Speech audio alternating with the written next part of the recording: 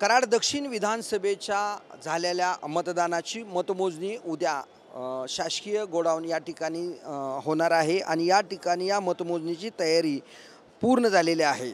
उद्या होणाऱ्या मतमोजणीसाठी प्रशासकीय यंत्रणा संपूर्णपणे तयार असल्याचं दिसत असून कराड दक्षिण विधानसभेची मतमोजणी ही 33 टेबलवर होणार असून 300 कर्मचारी यासाठी नियुक्त करण्यात आलेले आहेत आणि एकूण 2,40,743 मतदान हे कराड दक्षिण विधानसभेसाठी झालेलं आहे आणि याची मोजणी 33 टेबलवर 17 फेऱ्यात होणार आहे आणि 18वी फेरी ही फायनल फेरी असणार आहे आणि त्यामुळं लवकर निकाल लावण्याकडे या ठिकाणी निवडणूक यंत्रणेचा दृष्टिकोन असणार आहे आणि त्यामुळे 17 फेऱ्यात हा निकाल समोर येईल आणि एकूण 300 कर्मचारी या मतमोजणीसाठी नियुक्त करण्यात आलेले आहेत। मतदान यंत्र ही या ठिकाणी सुरक्षितपणे ठेवलेले आहेत, त्याच्यावर पोलिसांचा बंदोबस्त आहे।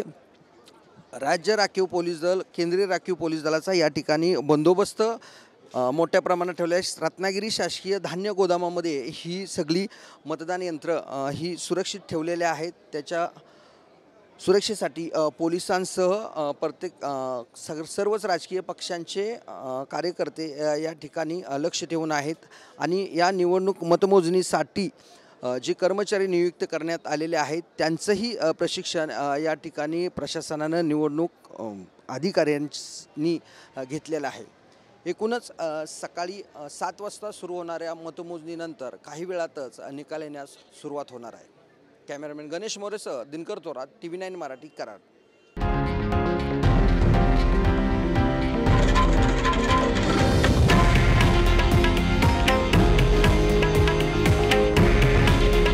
हे आहे देशातील नंबर 1 न्यूज नेटवर्क आणि आपण पाहत आहात TV9 मराठी।